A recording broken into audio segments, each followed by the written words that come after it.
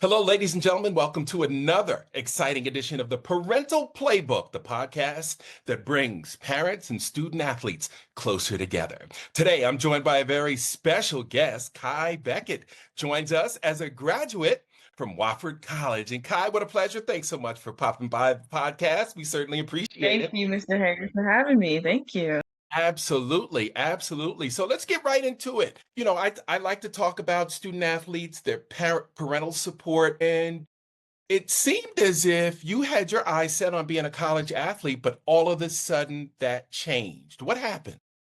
Yeah, so it was towards the middle of my senior year, 2020. COVID had just happened, so recruitment was already a little wonky. And then I was playing for my club team, and then all of a sudden during the game, I hear a pop in my knee because I was running with the girl and I twisted, heard a pop. Long story short, found out completely tore my ACL and ruptured my meniscus. Oh, And that infamous pop, I kind of knew what it was, but you don't really want to believe it. And so we went to the doctor the next day and he confirmed it.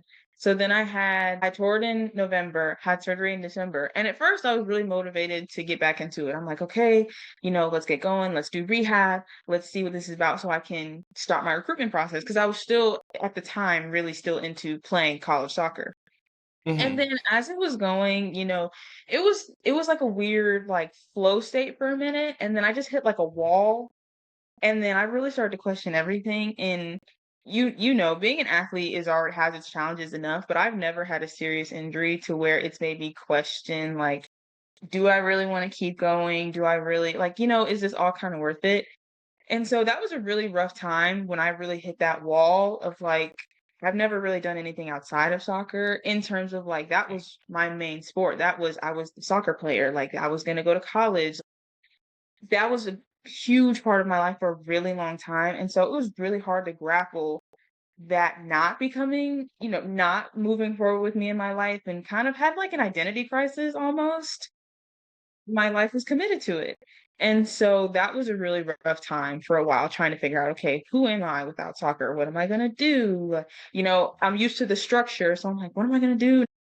Go to the gym on my own. And I hate right. making my own workouts because I'm so used to get everyone else doing it. So I'm like, now I have to make my own workouts and all this other stuff. And so yeah, that was a big, big adjustment for me. And that's one of the reasons why I decided to pursue sports psychology and get into that.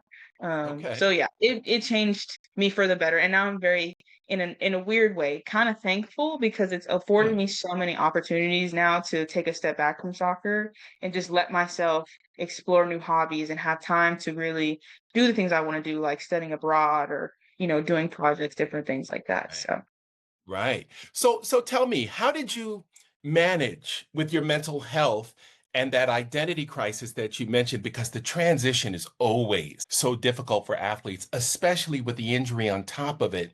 And you said you just kind of hit that wall. So, you were self-aware enough to say, hey, I may not want to do this. Let me really reflect and dig down deep. Tell me a little bit about that process and how you managed it. yeah. So at first, just to start, I'm very perfectionistic. I am a type A planner type of person. I have a bit of an issue with unexpected change. Okay. And so at first, I did not handle it very well. I was just Okay. very down on myself. I made myself think that you just don't want to work hard enough. You don't want to do what you got to do. Like I just started making kind of excuses almost as instead of letting myself understand, hey, you've been doing this since you were 6, 7 years old. Maybe it's okay to try something new. Like it was just too hard. Like the 7 stages of grief, or whatever. Denial was very prominent at that time. And Uh-huh. so I think what was really interesting was like I kind of had to do it by myself because, obviously like I have my family to support me and things like that, but like no one really knows what that feels like unless they've Mhm. experienced it. And Yep. so I really had to kind of do that by myself and really figure out, what do you actually want of like, are you okay with soccer not being a part? Because I also didn't want to disappoint anyone else Right. not playing soccer. And I think that Right. also had a really big part in it. And so I really had to sit myself down and I'm making myself seem so much more mature than I was at the time. But after I was just really angry with myself and just making my kind of making excuses of like, no, you can't let everyone else down, you got to work hard, whatever.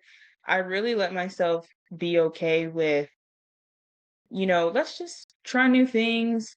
Kind of started fading out of my recruitment, like not really sharing as much, not really reaching out as much. I already had some feedback from coaches, and so it already kind of wasn't going the way I exactly planned for it to. So I kind of phased out of it, and then my parents did really help with saying it's okay if you don't want to play anymore.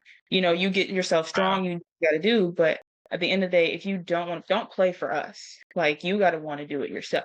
And so really, I guess what really propelled me in that process was the school that I ended up, wanting to go to. They all filled their spots already because I would have just been a walk on. And I Okay. was like, okay, I'm gonna be a walk on. And then that also just kind of fizzled out because once I really got into college and I was like, wow, I can do clubs and really start to explore things, I was able to transition a little bit more easily.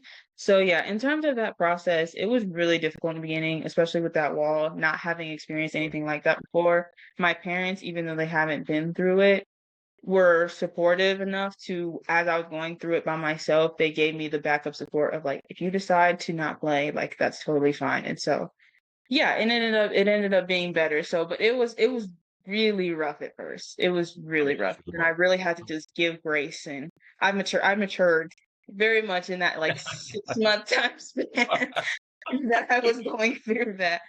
I'll bet. I'll bet it forces you to mature, Mhm, right? Because you're looking at actually creating a new identity and actually liking yourself. Did your parents, when they said, "Hey, you've got to want it. Don't play for us." Did that mhm, help you kind of give yourself permission to say, "Okay, let's look at the brand new me, right? Let's mhm, get what's out there for me." Because a lot of kids will succumb to that pressure thinking, wow, well, my parents spent all this money on soccer or hockey or lacrosse, and I got to keep playing or else they're going to be mad at me because they spent the money. So did your mhm. parents help you that permission structure? What did that mean for you? Yeah. So no, they absolutely did take that weight off my shoulders of even if I don't want to do it, like you said, they've spent this money, they've dedicated all this time. There's no they're just excited for their first kid who's going to college to play a college sport. And when they said, hey, you gotta because it's not gonna go well either way. I'm a very mental person. Not in a cuckoo for Cocoa Puffs way, but in just a Right. way of like everything for me is a mental game. And so what that meant to me was my validation, my parents' validation didn't come from sports, which I was very blessed because I know for a lot of people that is kind of the thing where it's like if you don't play, if you don't do well, then your parents won't be proud of you. And so for me, knowing that they're like, it's you can do other things, you can try new things, we will still love you the same. You be a good person and you go do exactly what you're supposed to do in terms of like your purpose, whatever that might be. We are happy for you. And so that really made that's when like that, like I said, that wall kind of started to fizzle out because I was like, okay, don't know what this new identity is going to look like, don't know what I'm going to do, but allowing my parents being that extra support to say, "Hey, like it's okay," because I'm already thinking it. But they're like, "Hey, like it's okay. You can take that extra step. We will be right here regardless." So that meant a lot to me, and I think with the communication aspect that your business focus on and everything that just parents having your kids back regardless if they play that sport or not, and not letting the sport dictate who your child is to you will mean a world of difference because they could have said, "Hey, it's okay, you can do whatever." And I'm like, you know what? That just makes me want to push even harder to go back because now I'm doing it simply out of joy, not because I feel like I have to. Or the path that I took was like, I don't might not want to do this anymore, but try new things, and they're all just as proud of me as they would have been if I played.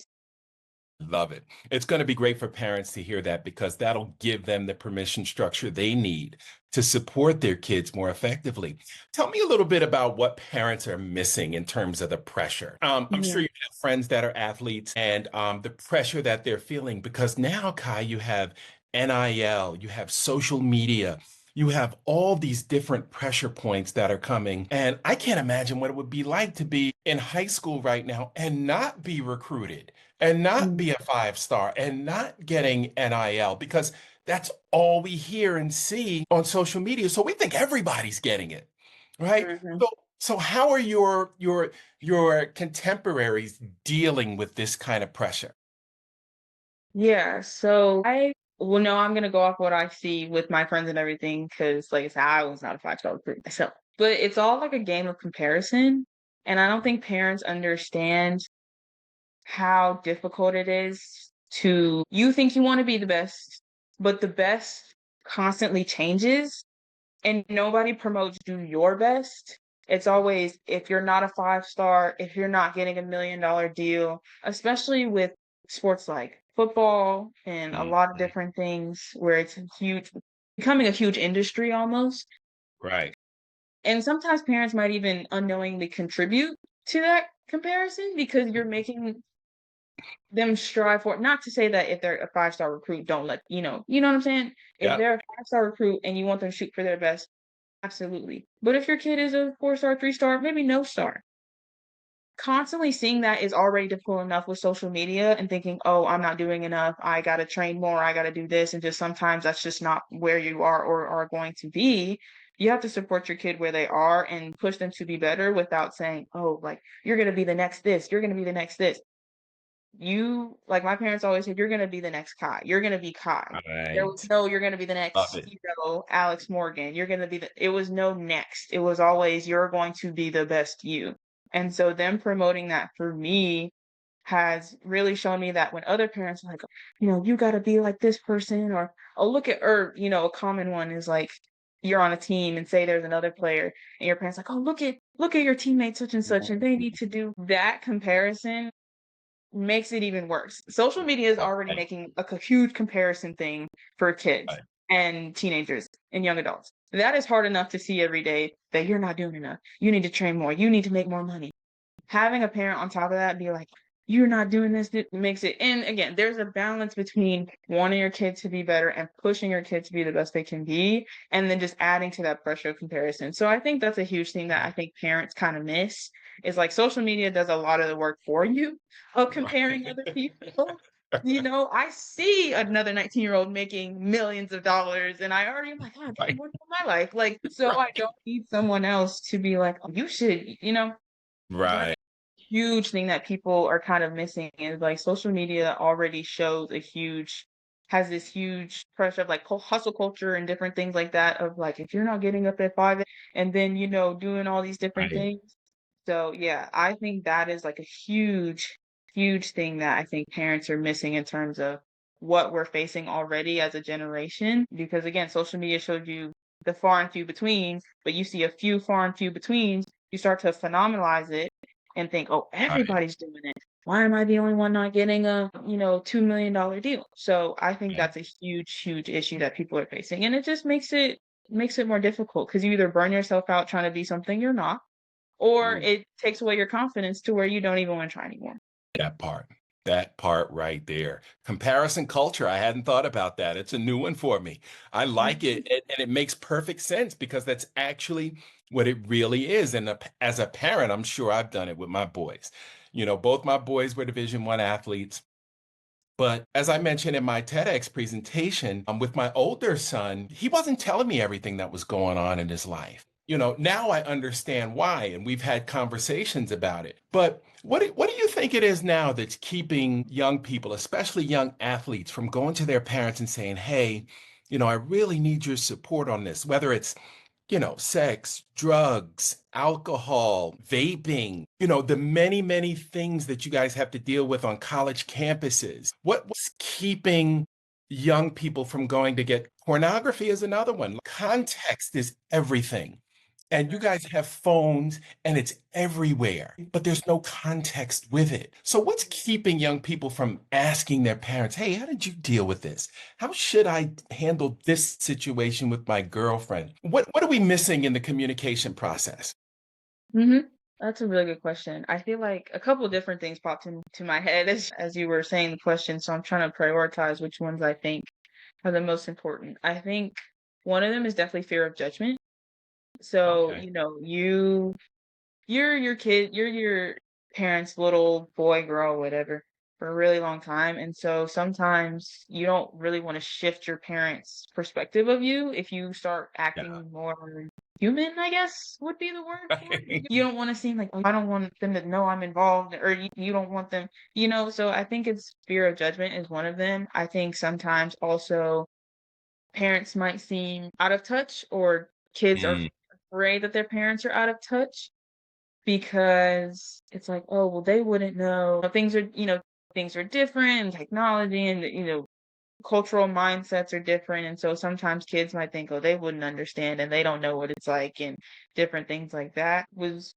It's really funny, actually. I was very blessed to me and my parents have a very strong relationship, and I think trust is another one. I think sometimes, uh, like, if you're always coming at your kid when they tell you something and it's a chastising manner, it's a lecturing manner, kids aren't going to want to tell you anything because they know, it's just going to get drawn out and I'm going to get in trouble somehow, or they're going to lecture me, different things like that.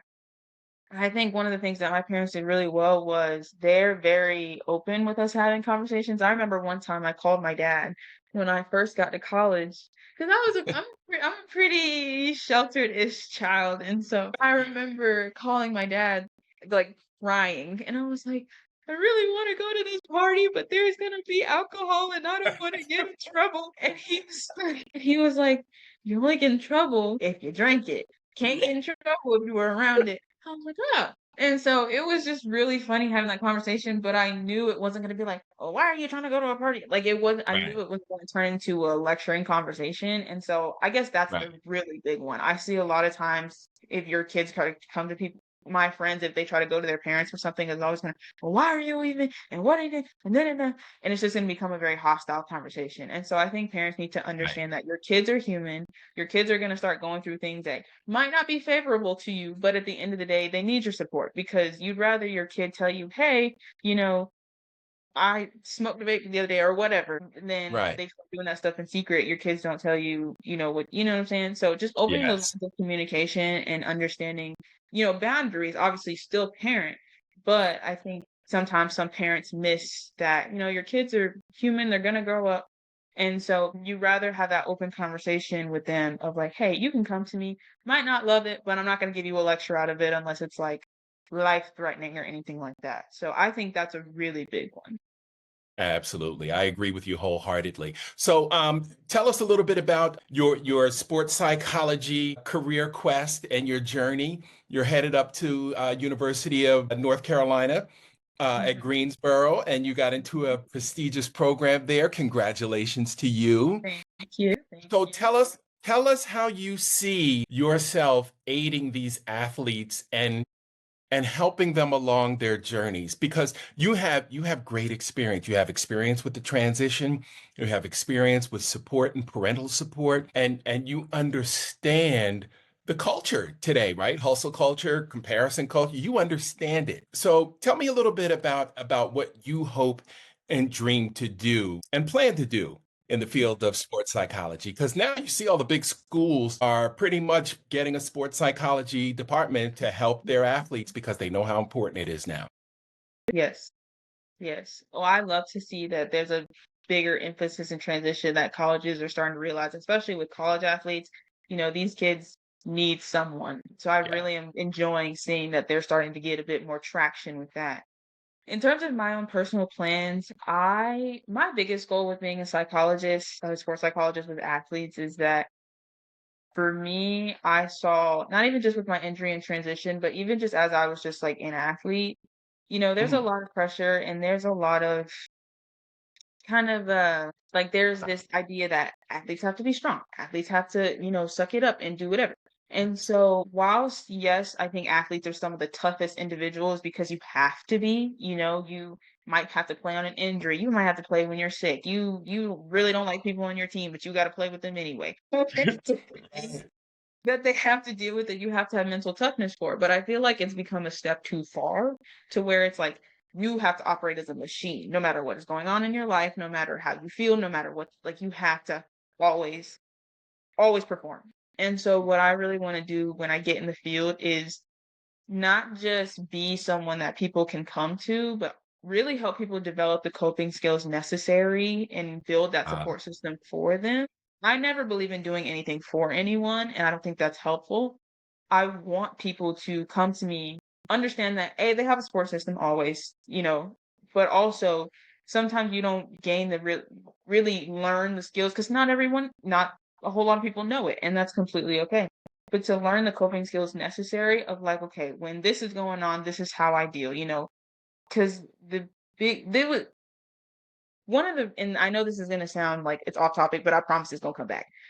One of the reasons why, because a lot of people ask me, oh, like, why didn't you want to be a psychiatrist? Or like, what's the difference? Things like that. I do believe obviously certain things require or medicinal help and things like that. But my biggest thing was I didn't want to just someone was coming in with an issue. I didn't want to just slap a drug on them and call it a day. And I think that's a coping skill that is a detrimental skill because they're now like, oh, Yeah. whenever I feel this way. And again, not saying that, some people that's why I'm gonna draw the line there because I know it gets controversial. So I'm just gonna say, for me personally, Right. that's not what I wanted to do. I wanted to really give people the mental skills, things that they actually needed in day-to-day life to be able to not only apply it to their sports, but in real life. That is the biggest thing that I want to do. And so I want athletes to come in and, really feel like after some time, however much time that takes, because everyone is different, whatever issues that they're coming in with, I want them to understand I can be human. It is okay. You know, coaches, doing whatever, or there's stuff going on in my family or whoever, I want to know that, I can go to her. She'll give me the tools necessary to be able to get past this roadblock or address this roadblock, however that might look. So that is the biggest thing for me is I want to be able to equip people with the proper tools to be successful and make people feel supported in that way so they don't have to feel like, oh, I'm just a machine and people don't really care about me for me. But it's like, no, I care about you. I want you to do good and not just as an athlete, but as just a person in general. So I want to look at a holistic standpoint, which is why I really like UNCG because when I was talking to their students, they say they really do look at that. And that was a huge thing for me is I don't want to just, oh, let's whatever you're having as an issue if you're having as an athlete, let's fix as an athlete. No, whatever issue you're having, let's fix it all the way around the table so that you can be good in all aspects of life. So that is my biggest career goal. And then little minute stuff, have my own business, things like that. But the big thing is to provide the proper tools and to allow athletes to feel comfortable. Like Simone Biles Sure. was amazing because regardless of what the backlash she got, she was like, I'm Yeah. gonna take care of myself. Yeah. And I want athletes to feel like they can take care of themselves and still be this high performing athlete that they wanted to be. Absolutely. You can eliminate the white noise and just live your truth. That's awesome. Absolutely. Well, Kai, you will certainly help us realize our goal here, which is to give parents the tools they need to connect with their student athletes and the younger generation and not be so out of the loop. It's amazing how much when you become a parent, like how much things will have changed, right? And so 10 years ago, we're thinking, wow, these cars have backup cameras on them. Now they Mhm. drive for you. You're right. Exactly. The evolution is insane. So thank you so much for your insight. You are certainly an impressive young lady. And we're going to call on you through your years up at UNCG. And hopefully you have some topics that excite you and you can share them here with us on the Parental Playbook. We would love that. Absolutely. I would love to be back here. So whenever you need me, and I will be more informed than the last time. So it's going to be awesome. Awesome. Awesome. All right, Kai Beckett. Congratulations to you and thanks so much for being a wonderful guest here on the Parental Playbook podcast. Have a wonderful day. Thank you, Mr. Hayes. Thank you for having me. Absolutely.